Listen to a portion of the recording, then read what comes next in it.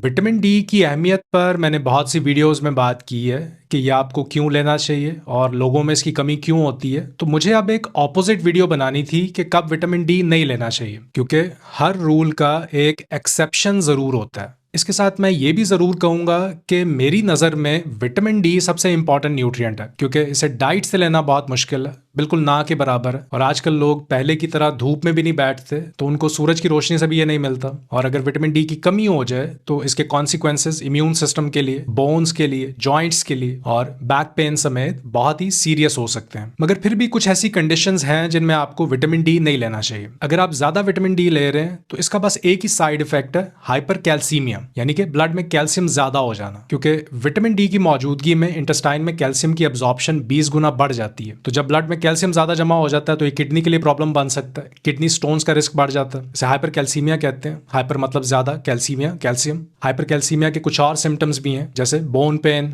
ज्यादा urination, muscle weakness और depression या एंजाइटी। लेकिन इन सब में सबसे सीरियस किडनी स्टोन्स होते हैं। अब किडनी स्टोन्स दरअसल सैचुरेटेड कैल्शियम डिपॉजिट्स ही होते हैं, नमक की तरह कैल्शियम के जर्रात होते हैं जो इकट्ठे होकर ऑक्सलेट या यूरिक एसिड के साथ चिपक जाते हैं। और जब जिस्म में पानी कम होता है तो ये जर्रे मिलकर पथरी बना लेते हैं। लेकिन अगर आप रोजाना 2 से 2.5 लीटर या इससे ज्यादा पानी पिएं इलेक्ट्रोलाइट्स के साथ और हाई ऑक्सलेट फूड्स जैसे बादाम या पालक वगैरह से परहेज करें तो पथरी बनने का रिस्क कम हो जाता है। और साथ में थोड़ा सा लेमन जूस भी लें।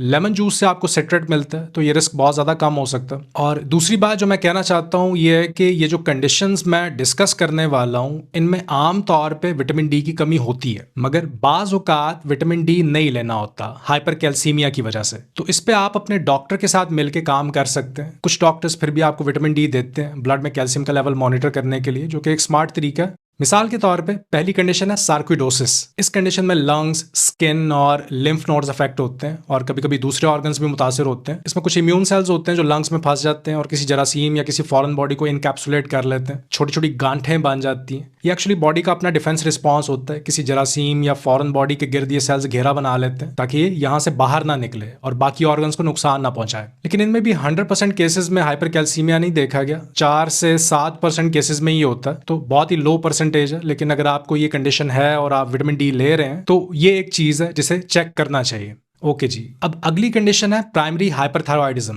ये एक ऐसी कंडीशन है जिसमें पैराथायरॉयड में एक ट्यूमर बन जाता है और इस ट्यूमर की वजह से पैराथायरॉयड हार्मोन की प्रोडक्शन बढ़ जाती है और ये हार्मोन बॉडी में कैल्शियम को बढ़ा देता है और कैल्शियम फिर आखिर में किडनी तक जा सकता है और किडनी स्टोन्स की वजह बन सकता है। तो आपको किसी भी मिकदार में विटामिन डी लेने से पहले जरूर सोचना है। तीसरा फैक्टर है डाययूरेटिक्स, खास तौर पर हाइड्रोक्लोरोथायाजाइड। इसमें मसला ये आता है कि जब आप फ्लूइड बॉडी से निकालते हैं तो पेशाब के साथ कैल्शियम भी निकल सकता है जो कि पहले किडनी में जाता है। और अगर आप कैल्शियम और ज़्यादा लेंगे तो ब्लड में और ज़्यादा कैल्शियम जमा होगा, तो कैल्शियम किडनी में डिपॉजिट हो सकता है। तो ये एक चीज़ है जो आपके इल्म में होनी चाहिए।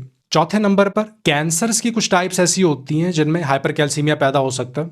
और 5वें नंबर पे अगर आपको हाइपरथायरॉयड कंडीशन है, यानी कि थायराइड ज़्यादा एक्टिव है, तो इसमें भी ज़्यादा कैल्शियम ब्लड में आ जाता है। तो ये आप अच्छी तरह समझ लें, ये जो सारी कंडीशंस हैं ये रेयर होती हैं, लेकिन जो सबसे कॉमन मसला है वो है मर्दों और औरतों दोनों में विटामिन डी की कमी। और विटामिन डी अगर आप ज़्यादा ले रहे हैं तो इसकी वजह से होने वाली कंडीशन हाइपर कैल्सीमिया, और यही असल मसला है। और इसकी वजह से जो सिम्टम्स हो सकती हैं उनमें शामिल है किडनी स्टोन्स, बोन पेन, ज़्यादा यूरिनेशन, मसल वीकनेस और डिप्रेशन। तो उम्मीद है कि आप जान चुके होंगे कि विटामिन डी कितना ज़रूरी है, लेकिन कब ये नुकसानदेह भी हो सकता है। हर चीज़ का फ़ायदा भी है और लिमिट भी, और यही बात विटामिन डी पर भी लागू होती है। अगर आपको लगता है कि ये वीडियो आपकी हेल्थ अवेयरनेस को बढ़ाने में हेल्पफुल रही है तो इसे दूसरों के साथ भी शेयर करें। मैं आपसे मिलता हूँ अगली वीडियो में। अपना ख्याल रखिए। अल्लाह हाफ़िज़।